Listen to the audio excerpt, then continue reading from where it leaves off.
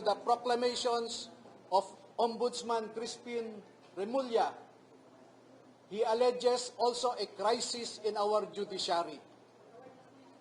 Lahat ng institusyon natin ay mabigat ang problema. Pero alam naman po natin na ang mga institusyon na ito are just abstract ideas. Our democracy is just an abstract idea. Our institutions are just abstract ideas. And these institutions operate through the human mind. And if you will, through the human soul and through the human heart. Ang problema natin ngayon ay yung mga nagpapatakbo sa mga institusyon na ito. Wala po tayong ibang maaasahan ngayon na maglalabas ng katotohanan kundi tayong mga mamamayan din. Hindi natin maaasahan ang nasa gobyerno ngayon na ilabas ang buong katotohanan na walang pinagtatakpan. Ngayon po ay lumabas ang mga dating kasamahan ni Master Sergeant Orly Gutesa sa trabaho bilang security consultant o security personnel ni dating Congressman Zaldi Esco. Nandito po silang lahat at gusto ko pong ipakilala sa inyo. Ang mga sundalong ito ay wala na sa serbisyo. Ngunit ang nasabi nila sa akin,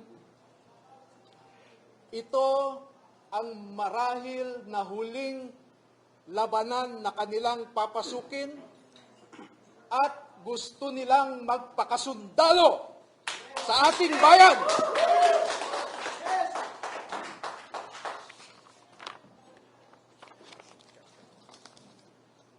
Tinatawag ko po ang isang magiting na Pilipino, si Bernard Tube. Opo. Si Ross, tumatanda na po. Si Rosbert Waupan. Si Benny Bulontate. Si Johnny Budwan. Si Rodante Orbillo. Rainy Boy Julian. Christopher Esquivel. George Villalon Jr. Romeo Romel Bobares. Gil Navidad Jr. Anselmo Taberdo. Walter Manalansan.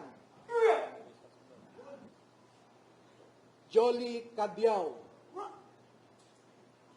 Romel Galapon. Cecilio Laroder Jr. Bernard Gubban. Crisani Dado. At Fidel Corpus. Meron po silang kasamahan na 12 pa na hindi makakadalo ngayon dahil sa mga personal na rason. Ang dalawa ay meron silang kasama sa buhay na nagtatrabaho pa sa gobyerno at meron silang pag-aalinlangan na maaaring maapektuhan ang trabaho ng kanilang mga asawa. Yung 10 na hindi pa nakadalo ngayon ay tinatawag ko po na second batch at lalabas din po sila sa tamang panahon. Bigyan ko po kayo ng halimbawa ng nilalaman ng kanilang affidavit at kung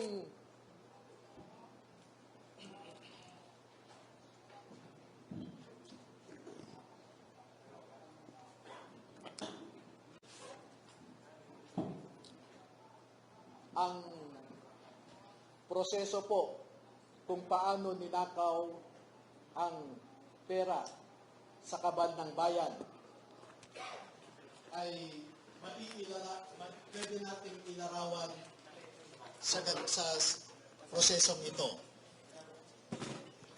Marami pong contractors sa buong Pilipinas na napromesahan ng proyekto at hindi pa nila nakukuha ang kontrata ay nag-uumpisa na silang mag-remit kay Ginoong Saldico doon sa kanyang bahay sa Valle Verde Phase 6 sa Pasig City.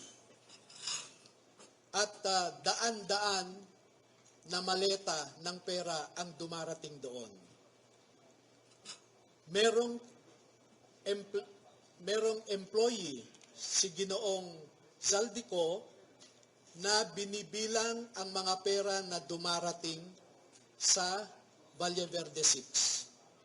Pagkatapos nito ay binabalik nila sa maleta ulit at dinadala sa penthouse ng Horizon Homes sa BGC. At mula sa Horizon Homes, doon na manggagaling ang ibinibigay sa iba't ibang mga politiko at mga personalidad sa ating lipunan. Ang halimbawa po ng proseso ay nag-uumpisa sa pagbilang nila ng pera.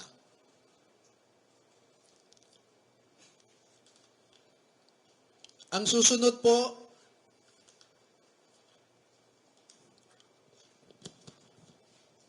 sa larawan sa itaas ay inihahanda ang pera bago isilid sa mga maleta ulit sa Horizon Homes. At yung larawan sa ibaba ay isang halimbawa ng pag-deliver ng pera sa bahay ng isang mambabatas.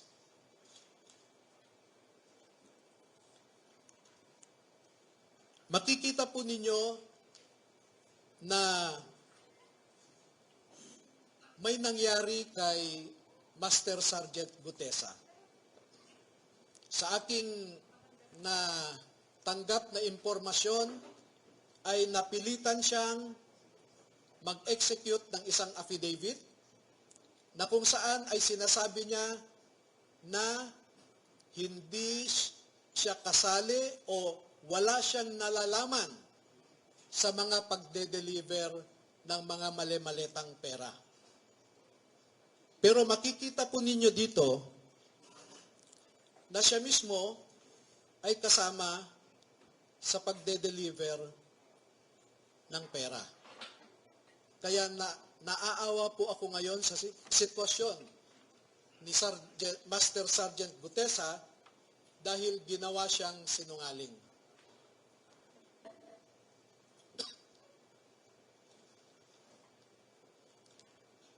Meron pong iba pang mga larawan na sa tamang forum later ay maglalahad pa kami ng karagdagang mga ebidensya. Pero ang pagde-deliver nila ng pera ay gumagamit ng eroplano,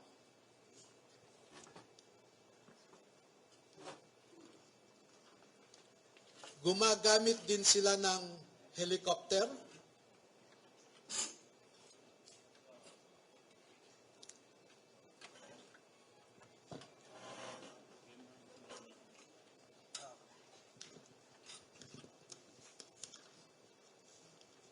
at ganito po ang mga dinideliver sa mga bahay ng ilang mga mambabatas.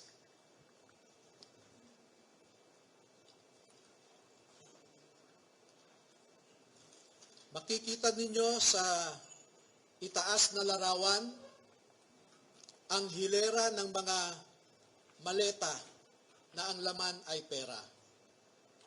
at parte lamang ito ng isang delivery na sa panahon na ito ay 52 na maleta ito.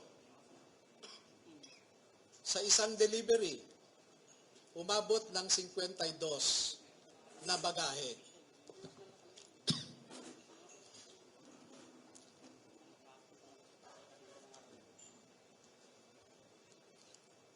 Makikita rin po ninyo na ang ating mga ebidensya ay minsan kinukuhanan ang buong bahay ng mambabatas, buong bahay ng mga ilang nasa media, yung tinatawag nating mga media operators.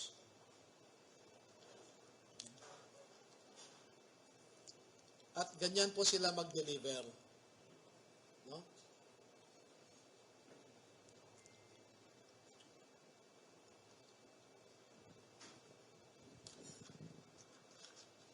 Makikita po ninyo sa ibabang larawan ang mga maleta rin ng pera. At marami pa pong iba na katulad nitong mga larawan. At dito sa taas na larawan ay ipinapakita lamang na yung isang malaking maleta ay hindi kayang o halos hirap na buhatin ng 3 katao.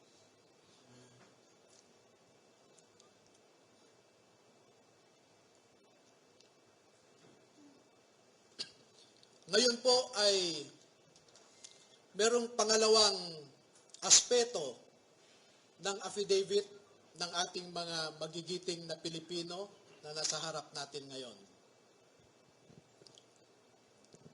Meron silang mahalagang napansin, naobserbahan, at alam sa kanilang personal na pananaw dahil nasali sila sa isang importanteng operasyon.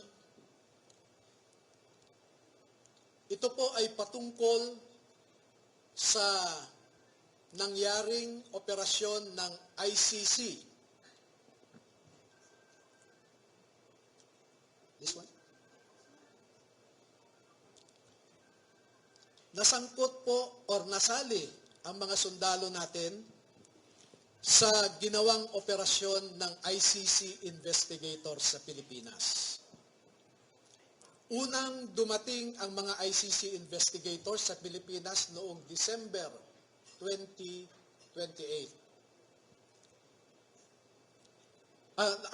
December of 2023. At bago mag-December 2023, ay inutusan sila na magpapalit ng